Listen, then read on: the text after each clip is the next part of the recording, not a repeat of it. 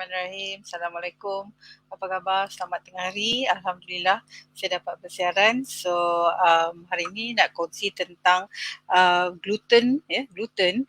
Okay, so ini pun technically is about new knowledge, bukanlah new sangat lah. Okay, so apa yang jadi ialah bila ibu hamil dia mengidap GDM ataupun gestational diabetes mellitus ni ataupun diabetes diabetes type 2 ni. So apa yang jadi ialah bila dia mengidap diabetes semasa tempoh hamil, jadi dia kena jaga diet dia. Dia kena jaga diet dia, dia tak boleh ambil karbo ringkas.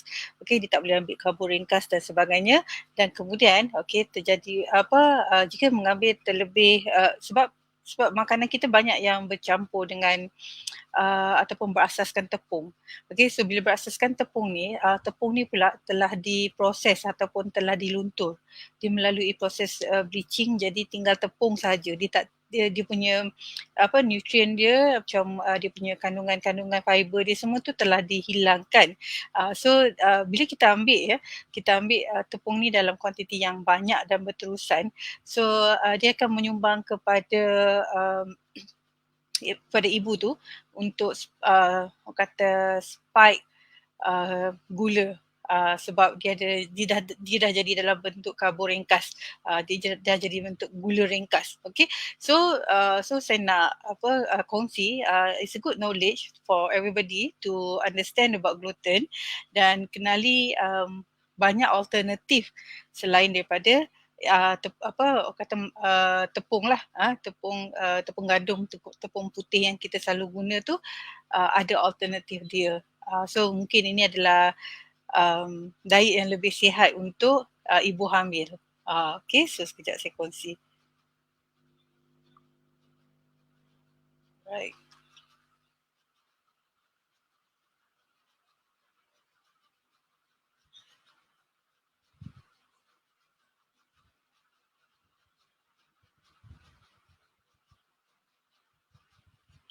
Okay, saya tengok saya.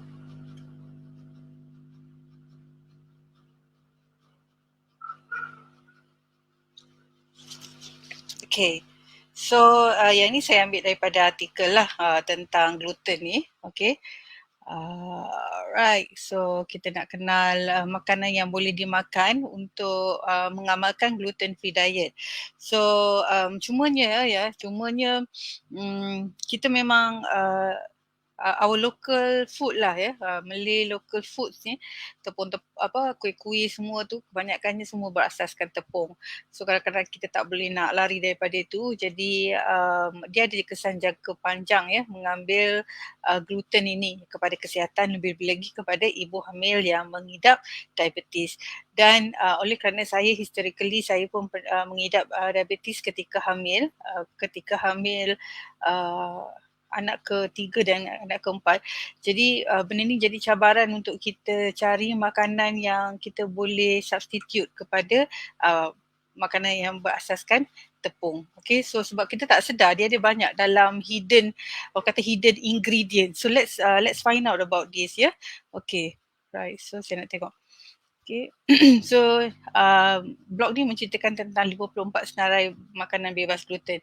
So saya nak kongsi, gluten, apa dia? So gluten adalah kumpulan protein yang dijumpai pada bijirin tertentu seperti gandum, red dan barley. Ia membantu mengekalkan bentuk makanan dengan memberikan keanjalan dan kelembapan.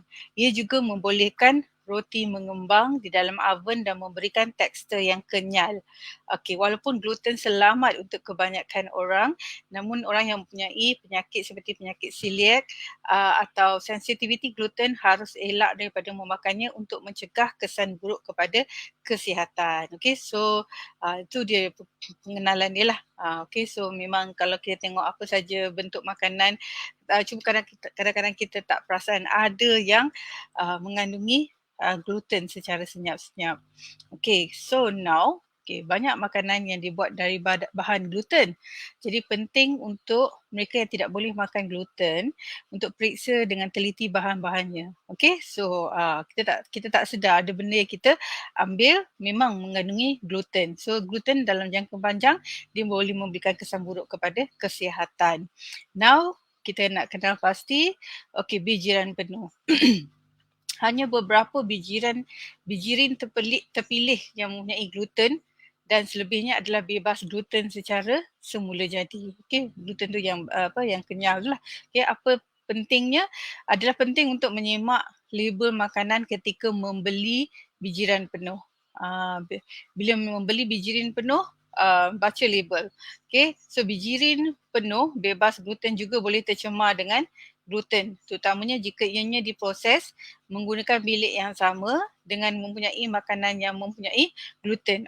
So kalau kita tengah buat orang tengah mengeluarkan makanan tu, kemungkinan dia juga boleh orang kata tercemar sebab dia terdedah. Okay, right.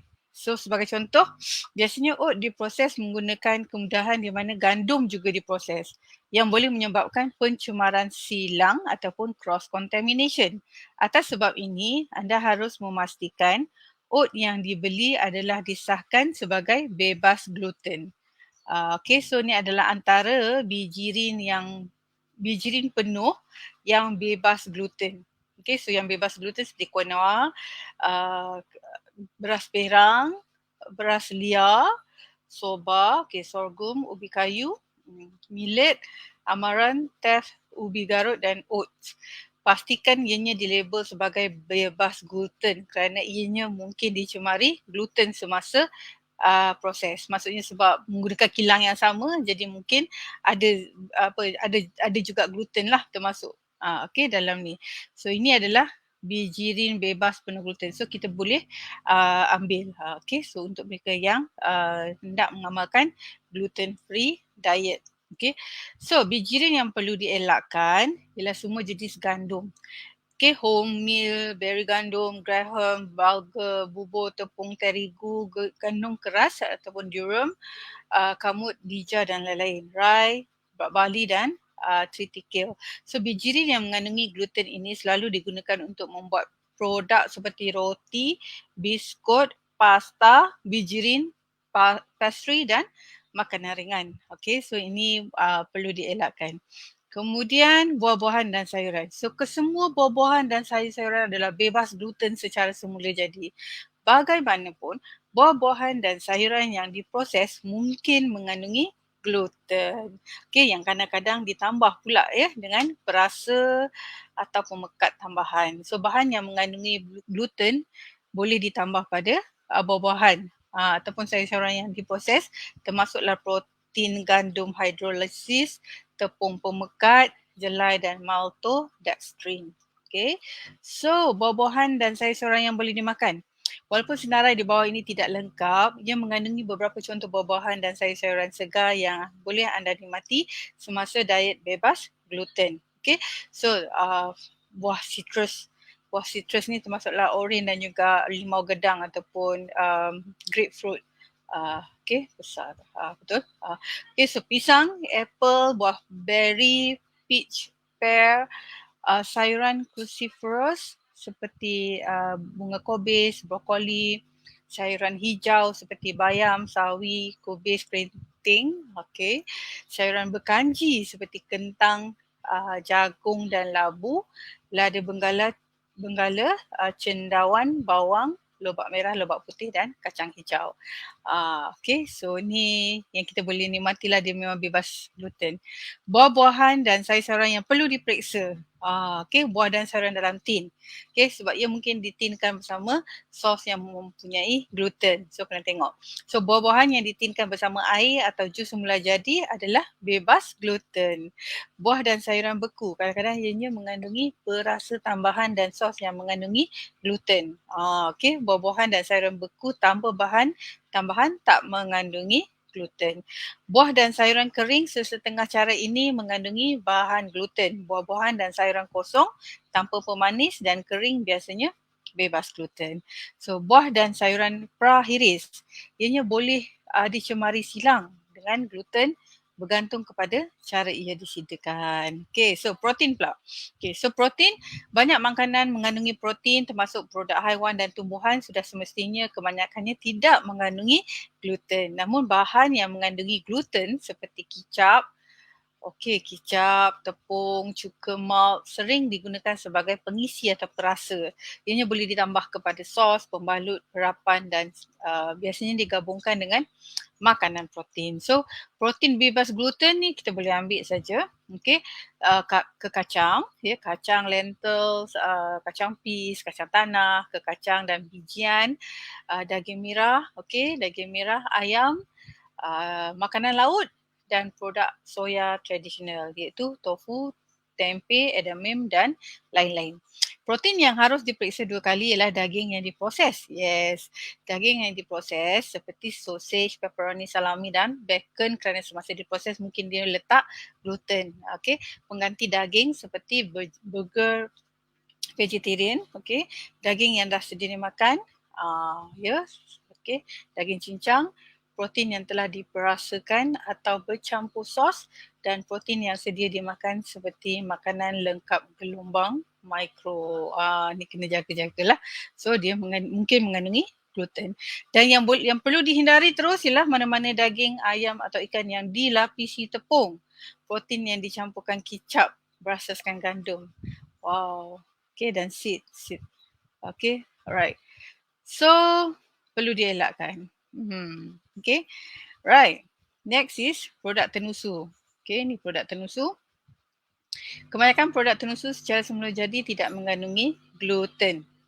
Walaupun bagaimanapun produk tenusu dengan perasa atau bahan tambahan lain perlu diperiksa 2 kali untuk pastikan kehadiran gluten. So beberapa bahan yang mengandungi gluten biasa yang boleh ditambah pada produk tenusu termasuk pemekat, malt, kanji makanan yang diubah suai. So produk tenusu bebas gluten, susu, mentega, minyak sapi, keju, krim, keju cottage, krim masam dan juga yogurt. Ini bebas gluten.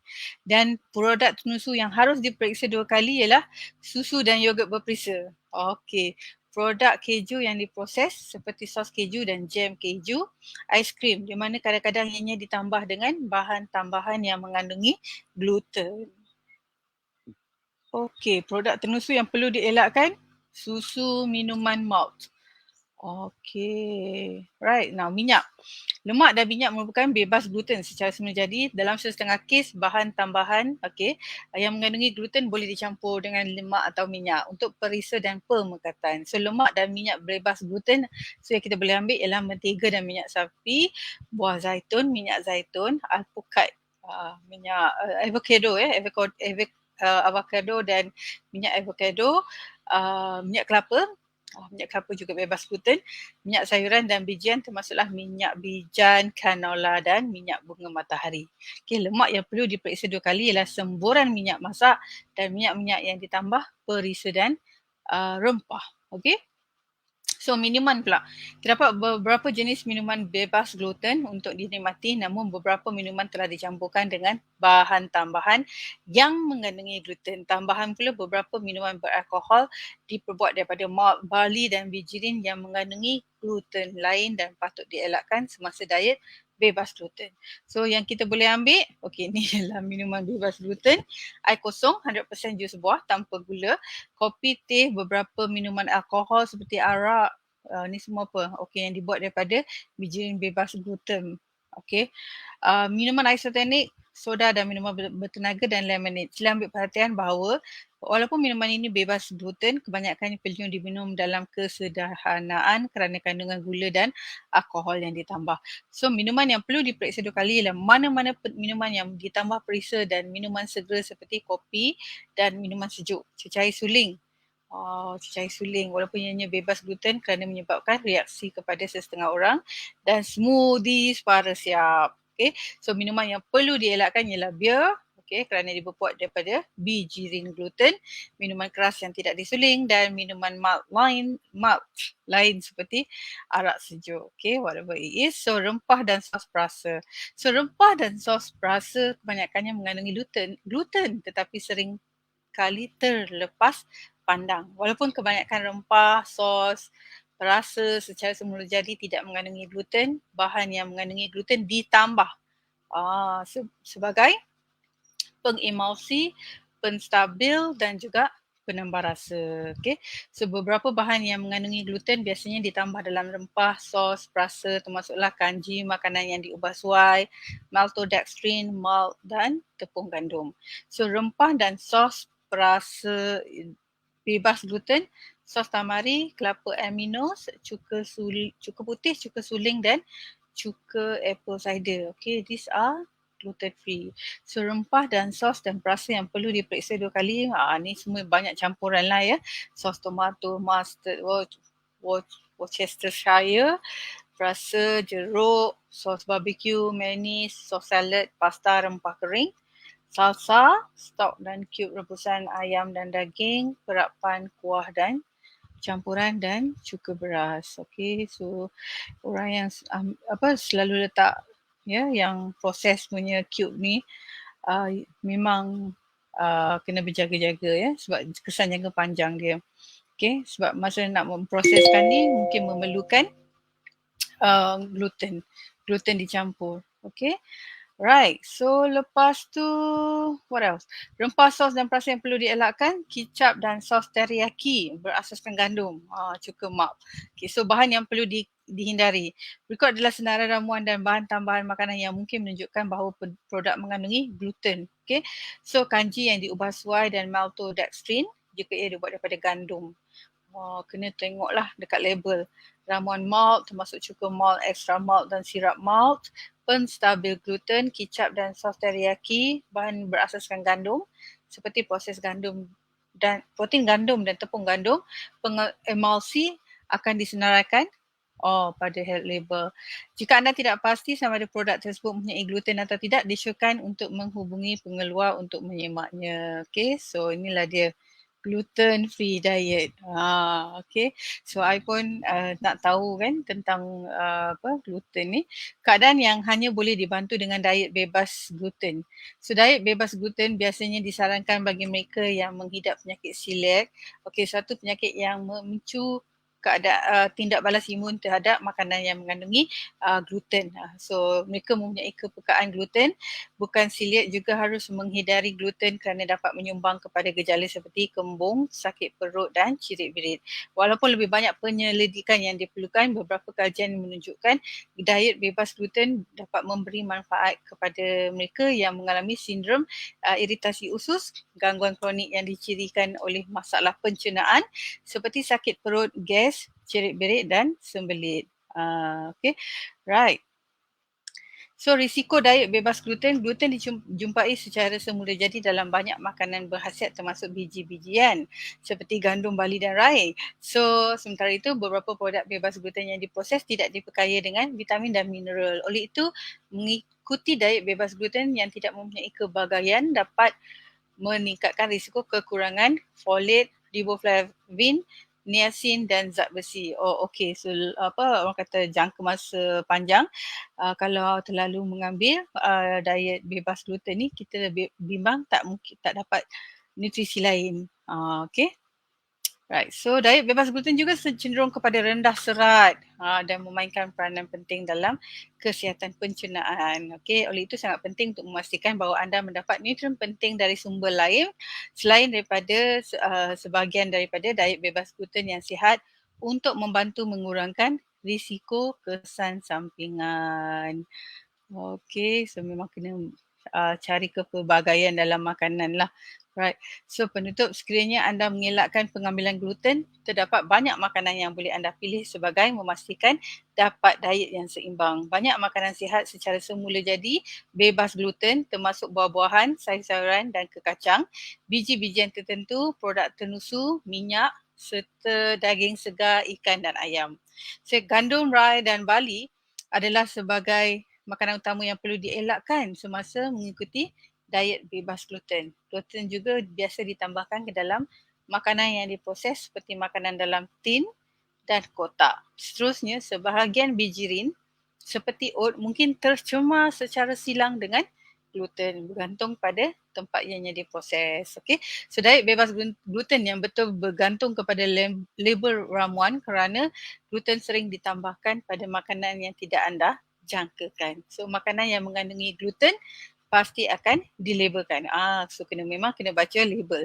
Namun jika anda menumpukan pada makanan segar, makanan penuh, bebas gluten dan sedikit makanan yang telah diproses, anda tidak akan menghadapi masalah untuk mengikuti diet bebas gluten. Okay, so technically memang kalau kita dengar kan, ada orang mengamalkan diet bebas gluten.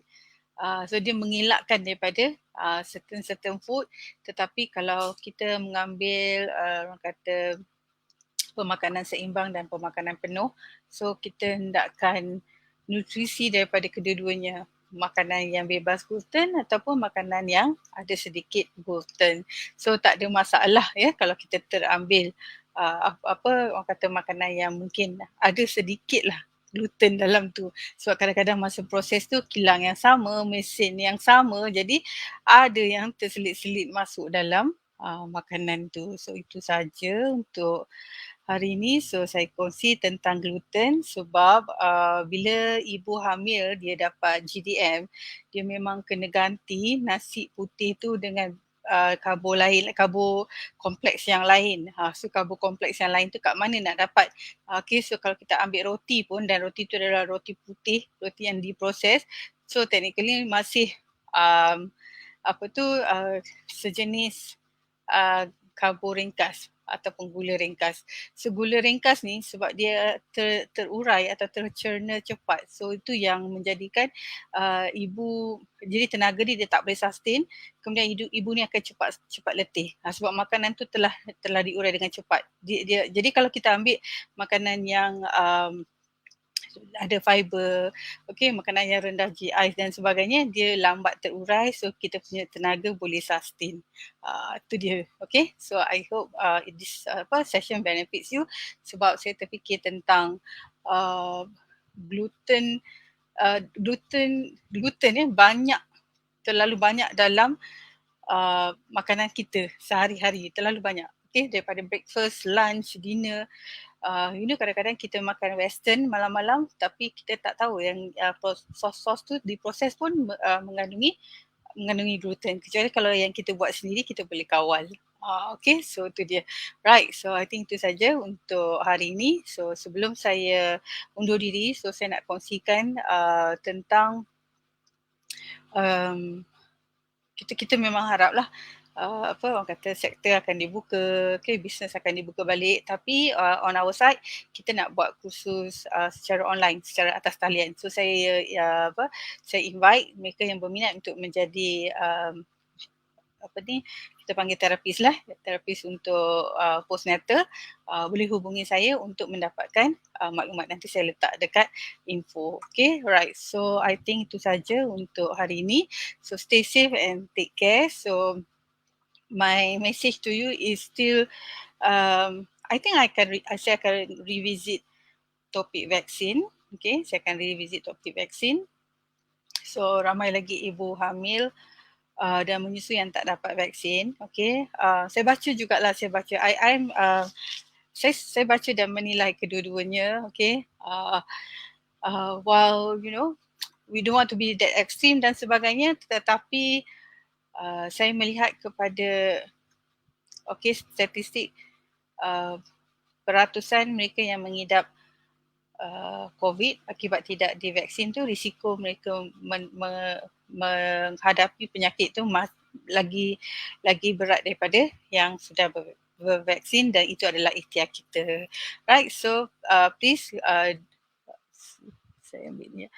Okay, sila dapatkan vaksin di PPV ataupun hubungi doktor yang perempuan sedang buat check up monthly tu. Okay, right, so itu untuk vaksin.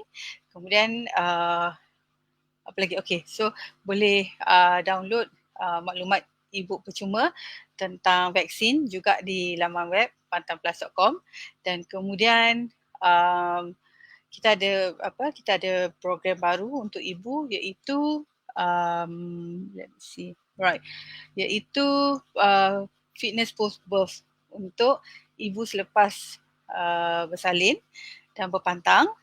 Jangan lupa boleh hubungi our team untuk dapatkan keterangan lanjut. Program ini direka khas untuk mengembalikan stamina kepada ibu yang selepas berpantang dan ia adalah secara atas talian. Okay, so sekarang ni apa-apa yang atas talian tu kita on je sebab kita rasa itulah bentuk norma baru.